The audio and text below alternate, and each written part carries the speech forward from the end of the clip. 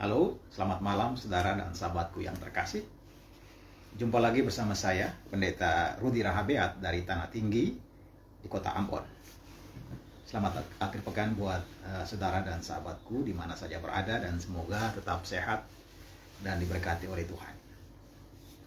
Pada kesempatan ini, perkenankan saya untuk berbagi sebuah refleksi kecil sekaitan dengan teks kitab suci yang akan dikhotbahkan di Gereja Protestan Maluku di besok hari, yang terambil dari Injil menurut Yohanes pasal 13 yang bercerita tentang Yesus membasuh kaki murid-muridnya sebagai lambang kerendahan hati dalam melayani. Nah, sebagai pengantar saudara dan sahabatku untuk merefleksikan dan memaknai teks ini, saya teringat satu foto yang cukup fenomenal di tahun 2016, yaitu ketika Paus Fransiskus melakukan akta pembasuhan kaki terhadap para migran Muslim yang dilakukan pada hari Kamis Putih menjelang Jumat Agung. Nah, foto itu menjadi sangat viral karena mengirimkan satu pesan yang luar biasa tentang nilai-nilai keutamaan atau virtue yang tentu saja berpola kepada Yesus Kristus sebagai yang terutama dalam kekristenan. Dalam foto itu digambarkan atau dilihat di situ bagaimana seorang paus rela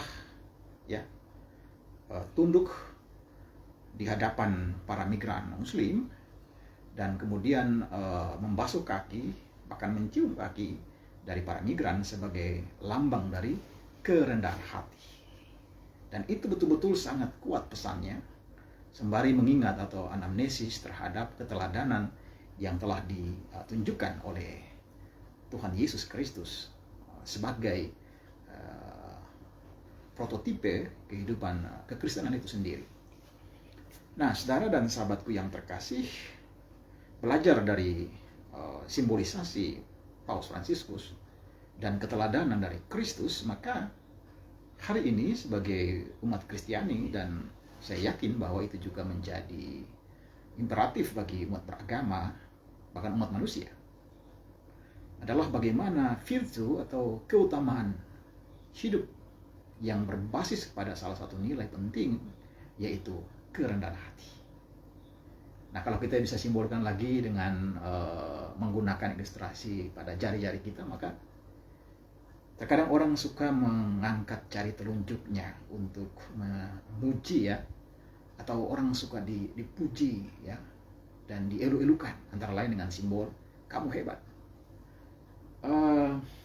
Pada tataran tertentu bisa saja menjadi pesan positif untuk membangkitkan semangat, tetapi pada saat yang lain bisa juga menggambarkan tentang keangkuhan, seakan-akan orang menjadi berarti ketika dia dipuji, dia dielu-elukan. Sebaliknya ada juga simbolisasi yang lain, misalnya ada anak-anak muda yang menggunakan jari kelingking untuk mengatakan, kamu ketengan kamu kecil, kamu tidak punya arti apa-apa. Ini juga sebuah tanda bukan kerendahan hati, tapi ketinggian hati atau kesombongan dengan menganggap remeh orang lain. Orang lain dilihat kecil, ketengan, tidak punya arti apa-apa. Nah, saudara dan sahabatku, secara tematik, ketika kita berbicara tentang kerendahan hati, maka tentu itu juga berkaitan dengan pengosongan diri atau kenosis.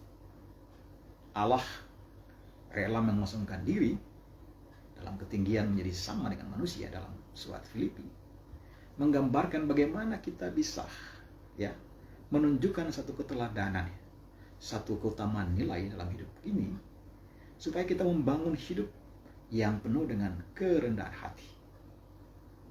Banyak orang hari ini suka dipuji-puji, dia disepelekan, dia bereaksi, Padahal sebenarnya dia juga harus belajar untuk menerima kenyataan dan keadaan, kalaupun untuk melakukan hal yang baik dan dia tidak mendapat apresiasi yang wajar, ya dengan rendah hati dia tetap harus tersenyum dan harus percaya bahwa nilai-nilai kerendahan hati itu adalah yang utama, virtue, ya.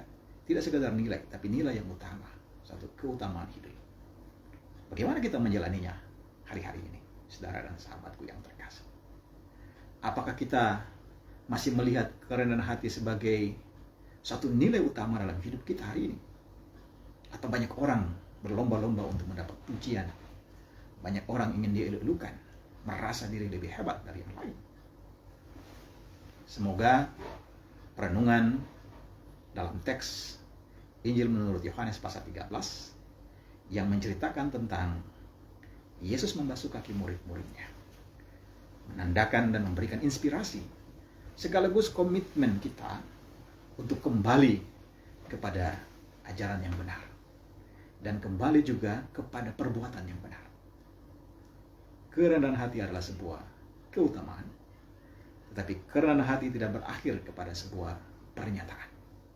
Dia harus diwujudkan ketika kita mau solidar, kita mau berempati, kita mau peduli, teristimewa dengan orang-orang yang miskin, orang-orang yang lemah, orang-orang yang terpinggirkan, seperti para migran Muslim yang disentuh oleh Paus Fransiskus dan menunjukkan bahwa di dalam kemanusiaan ada kesatuan, dan dalam kemanusiaan itu ada komitmen untuk memulihkan harkat manusia, apapun agamanya, apapun etnisnya, apapun negaranya, tetapi semua manusia dipanggil untuk menjadi insan-insan yang rendah hati.